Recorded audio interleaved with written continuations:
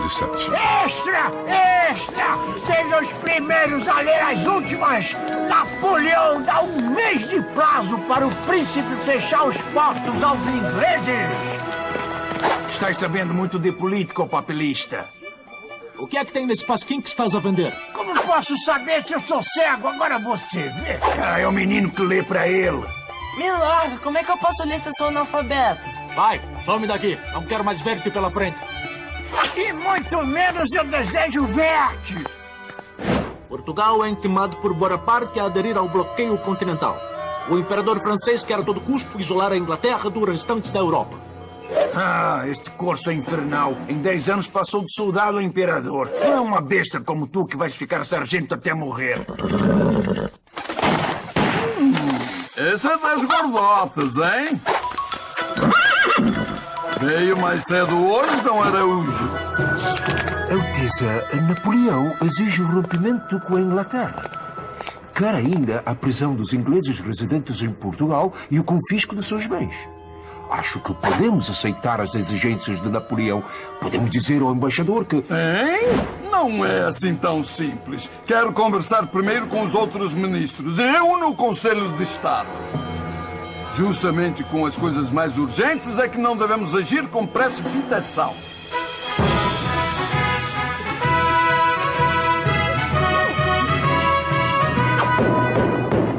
Sua Alteza Real, Príncipe Regente! E os meus conselheiros comecem a aconselhar. Majestade, não podemos romper com os ingleses. Temos uma aliança de séculos. O prejuízo comercial seria enorme. Temos que resistir aos franceses. Resistir a Napoleão. A Europa inteira se rendeu às suas forças. Vossa Alteza conheceis bem o estado lastimável das nossas tropas. Não metem medo a ninguém. Se franceses e espanhóis nos atacam juntos, estamos lascados. Majestade, a solução pode estar num caminho até hoje nunca trilhado por outro monarca português ou por nenhum outro rei da história. Não pode ser pior do que este dilema. Diga lá, Dom Rodrigo, que caminho é este? Mudar a corte para o Brasil. Hein? Mudar para o Brasil? Para a nossa colônia americana? Quem? Nós, a Nossa Alteza Real? Vossa Alteza Real, Vossa Real Família e todo o governo. Estás a aconselhar uma fuga ao Dom Rodrigo? Uma mudança provisória de capital, Majestade. Portugal não é nem a melhor nem a mais essencial parte do Império Português e vive constantemente ameaçado por nações inimigas e pressionado pelas amigas. O Império Português, que também chega até a África e a Ásia, pode ser governado de qualquer lugar nas colônias e assim ser mais integrado. Não é uma ideia nova, Alteza. O padre Vieira sonhou com a corte no Maranhão. Pombal chegou a preparar naus para a mudança. Não é um simples passeio, Dom Rodrigo. Temos que considerar os perigos de uma viagem marítima. Uma solução menos drástica, Alteza, seria enviar apenas vosso filho, o príncipe herdeiro, para o Brasil. Perde-se o reino, mas preserva-se a coroa e a dinastia. Palácio de Queluz. Ai, que os demônios estão a me levar! Calma, minha mãe. É o Joãozinho, seu filhinho. Desde que a rainha Dona Maria I foi declarada incapaz de governar por problemas mentais, o príncipe Dom João é o regente.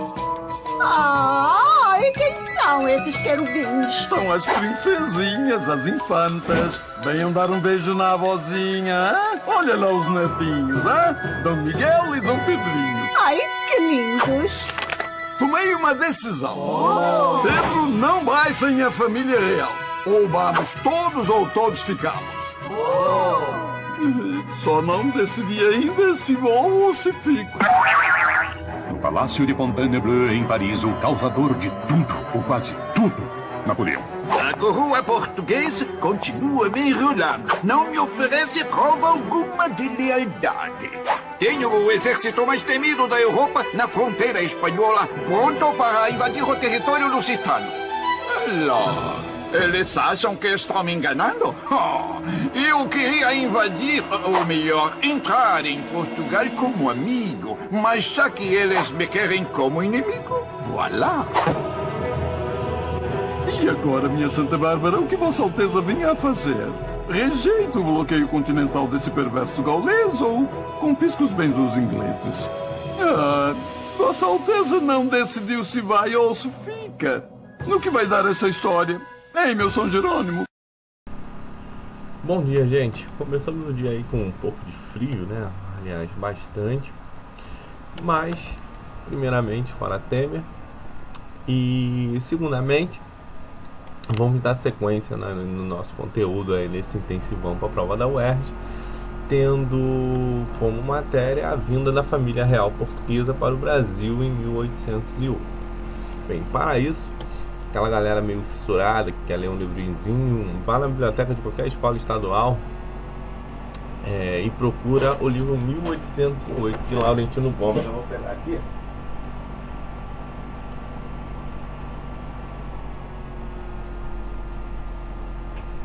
(1808) Laurentino Gomes. Cadê? Como uma rainha louca, um príncipe medroso e uma corte corrupta enganaram Napoleão e mudaram a história de Portugal para o Brasil, de Laurentino Gomes. Cadê o dedo? Laurentino Gomes. Tem figura bonitinha para vocês verem como era a cidade do Rio de Janeiro. Geralmente a UERJ ela costuma cair muita coisa do Rio de Janeiro, muita matéria do Rio de Janeiro. E aí esse livro vai passar toda a trajetória, desde a fuga até o retorno de Dom João para Portugal em 1821, com a Revolução dos Porcos.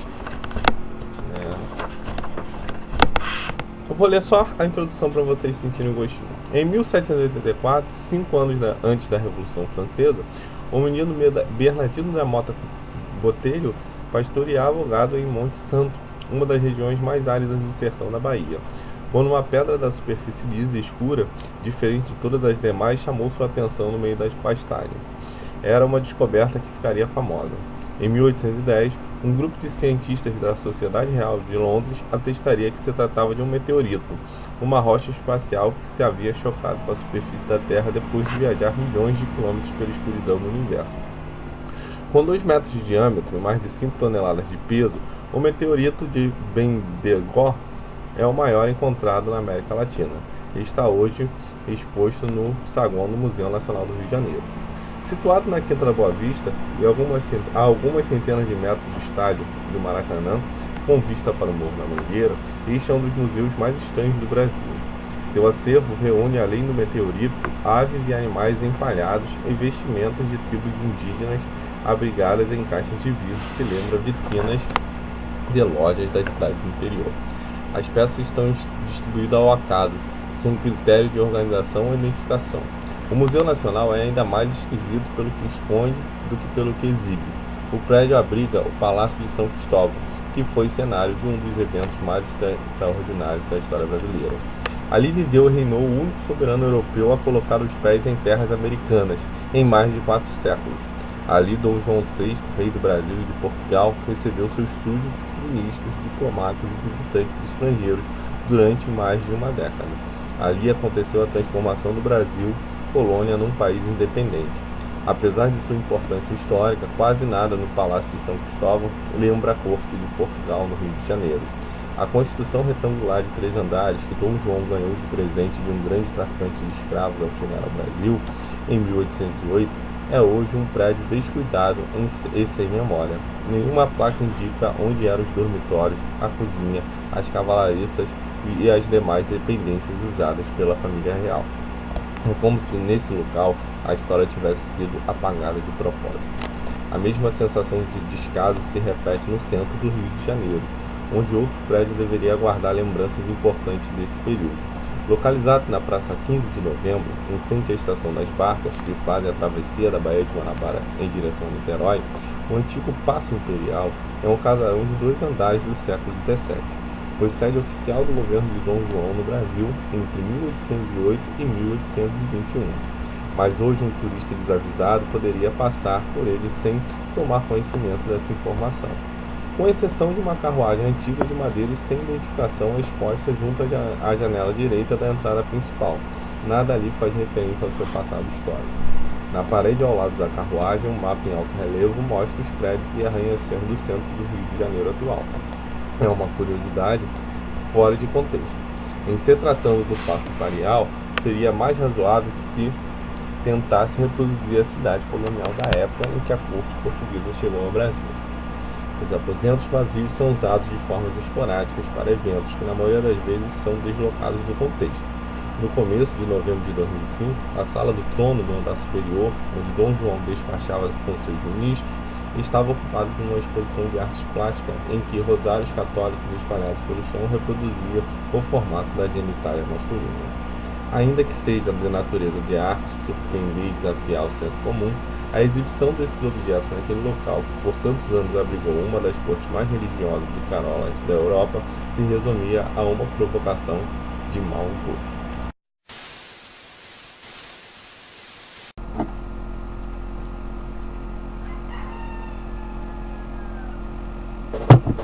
Bom, que foi a vinda da família real brasileira, família real portuguesa do Brasil e por que ela veio? Bom, nós vimos que durante a Revolução Francesa ocorreu um processo que vai colocar Napoleão Bonaparte como imperador, inicialmente cônsul vitalício, ou seja, para sempre, e depois imperador da França. Durante esse período, Napoleão vai passar por um processo chamado de expansão napoleônica. E a França era uma grande rival da Inglaterra.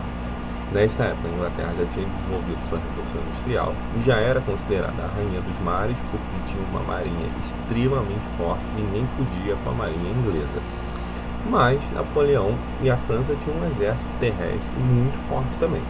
Só que, todo mundo sabe, daqui a pouco eu vou botar um mapinha ali, que a Inglaterra era uma ilha, certo? Então não dava para chegar, como na época não havia ainda aviões, não dava para chegar até a Inglaterra só com o exército terrestre. A França necessitava ter uma marinha muito forte para conseguir chegar em território inglês, o que não havia. E, como saída, a França optou por obrigar todos aqueles países do continente europeu ao chamado embargo, bloqueio marítimo continental à Inglaterra. Esse bloqueio continental consistiu em que todos os países do continente europeu estariam proibidos de realizar negócios com a Inglaterra. Só que o que ocorria? Espanha, Portugal, entre outros países, principalmente, não poderiam fazer esse comércio com a Inglaterra. Só que Portugal tinha relações comerciais estreitas com a Inglaterra. Então, o que acontece? Não daria para Portugal ficar sem esse comércio que ele fazia com a Inglaterra. Então, por debaixo dos panos, escondidinho, ela continua fazendo esse comércio com a Inglaterra. Até que a França vai descobrir isso e vai passar por dentro da Espanha para atacar e invadir Portugal. O príncipe regente Dom João VI tinha clara noção de que seu exército não era capaz de vencer o exército francês. Então ele ficou mais ou menos com um pepino para ser descascado. E qual era esse pepino? Se ele fica no território português e tenta lutar, ele sabe que vai perder. Mesmo ele ficando e ganhando, Portugal tinha uma colônia aqui na América Latina, que era o Brasil, que se todos os esforços de Portugal estivessem concentrados na Europa, o Brasil ia ficar desprotegido e ia acontecer duas coisas: ou ia virar colônia de outro país, ou ia se tornar independente, o que não interessava nem um pouco a Portugal. Okay? Então, como saída para esse processo, o príncipe regente Dom João VI decide pegar e arrumar suas coisinhas e se dirigiu ao Brasil, porque no Brasil ele vai ter o controle da colônia, ou seja, ele está lá no Brasil, mais especificamente na cidade do Rio de Janeiro, então vai ter o controle dessa colônia e também vai ter seus laços com Portugal. E a gente sabe que depois, quando Napoleão perde a guerra, vai ocorrer o retorno mais tarde dessa família real para Portugal, e Portugal vai voltar a ficar nas mãos do príncipe regente Dom João VI. Ok? Então, como foi essa viagem? Portugal também não tinha nenhuma escolta armada para escoltar seus navios e suas naus até o Brasil, e não tinha nem esses navios também. Então ele vai pedir ajuda justamente à Inglaterra. Ele chega para a Inglaterra, entra no acordo, a Inglaterra deixa alguns barcos em Portugal e faz também essa escolta. Então a família real portuguesa foi escoltada de Portugal até o Brasil com um grande apoio da Inglaterra. Tanto é que logo em 1808, um dos primeiros atos que ocorrem no país, já com a família real nesse país, é abrir os portos do Brasil, brasileiro às nações amigas, leia-se Inglaterra. Ou seja, a partir desse momento acaba o Pacto Colonial. O que era o Pacto Colonial, só lembrando? Era um pacto que a colônia brasileira só podia comprar mercadorias de Portugal e vender mercadorias para Portugal. Então, em 1808, esse pacto vai cair por terra. Por quê? Agora podem chegar produtos da Inglaterra no país. E o que vai acontecer com isso? A Inglaterra, que já estava com a sua Revolução Industrial bombando, vai enviar uma série de produtos, muitos deles até inúteis. Por exemplo, esse livro aqui dá um exemplo que chegava patins de gelo nos portos do Rio de Janeiro. E o carioca, né, a colônia, sem saber o que ia fazer com esse patins de gelo, arrancava o patins, transformava em sapato, e aquela parte que ficava apitando no gelo transformava uma maçaneta de porta, por exemplo. Certo? Então, dá para ver através desse episódio que a Inglaterra também tinha um interesse muito grande em Portugal chegar ao Brasil, porque saberia que através desse acordo aconteceria o quê? Portugal cederia em alguns aspectos e acabaria com esse pacto colonial. Porque esse pacto colonial intermediava com a Inglaterra os produtos que o Brasil produzia, assim como a exportação de produtos para o Brasil. Ou seja, com o pacto colonial, o produto saía do Brasil e ia para Portugal, e Portugal vendia mais caro para a Inglaterra, o que encarecia os produtos nesse seu país. Sem o pacto colonial, os produtos indo direto para o Porto do Rio de Janeiro, eles conseguiriam chegar do Rio de Janeiro para a Inglaterra, conseguiriam chegar mais baratos, e a Inglaterra lucrava ainda mais com isso.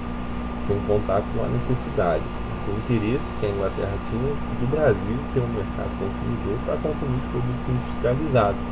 Por isso, mais tarde, a Inglaterra vai bater tanto na tecla da libertação da escravidão brasileira. Por quê? Para a Inglaterra, o final de uma escravidão, escravo não ganha salário. Para uma transição do trabalho assalariado, esses trabalhadores assalariados vão poder consumir produtos produzidos pela Inglaterra. Ok?